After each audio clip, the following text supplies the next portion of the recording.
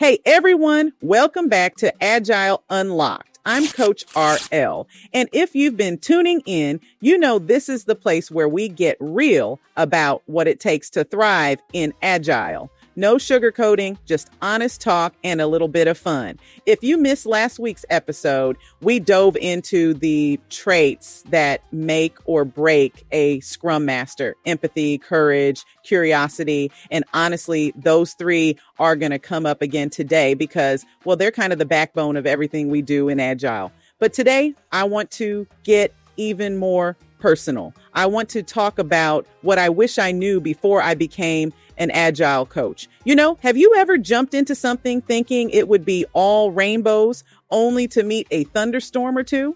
That was me stepping into Agile coaching. I was excited, optimistic, and let's be real, a little naive. I pictured myself helping teams work better, sparking all this innovative thinking, and just watching organizations transform like magic. And yeah, those moments do happen. But what nobody told me is that Agile coaching is a lot less about fairy tale transformations and a lot more about navigating the messy human side of change. My inspiration for coaching, it's always been about teaching, mentoring, and listening. I genuinely believe Agile, when it's done right, brings real joy and growth to work. But wow, there's a lot they don't put in the job description. So if you're thinking about becoming an Agile coach, or maybe you've just started, let's get into the real talk. Here's what I wish someone had told me from day one.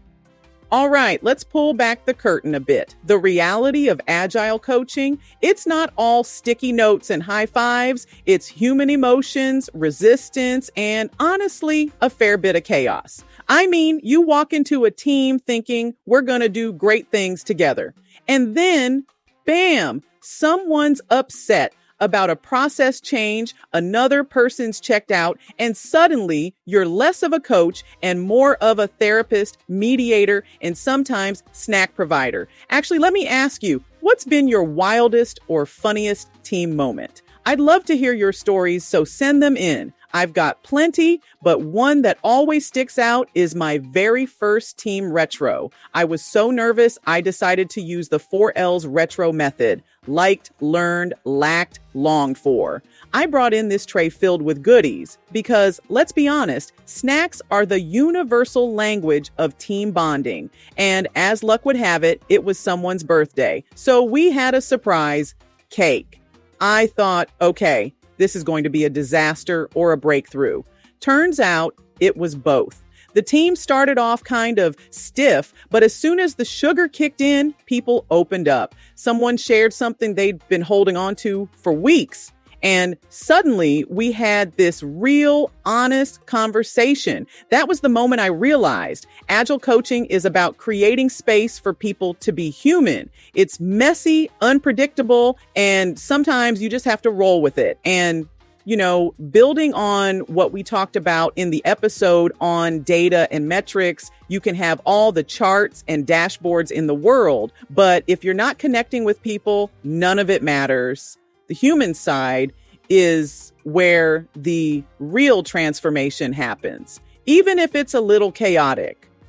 Now, here's the part that's closest to my heart, paying it forward. I wouldn't be here if it weren't for the mentors and coaches who took the time to guide me, answer my endless questions, and honestly nudge me to keep reading and learning. I remember one mentor in particular, shout out if you're listening, who told me, you've got to read The Toyota Way, learn about Kaizen, and get yourself to some Agile meetups.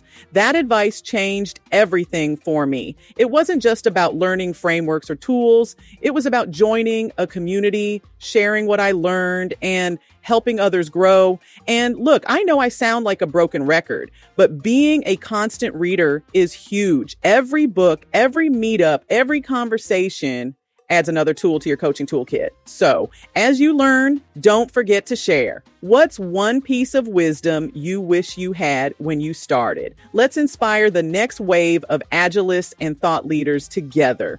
Drop me a message, tag me on LinkedIn, whatever works. Let's keep this community growing.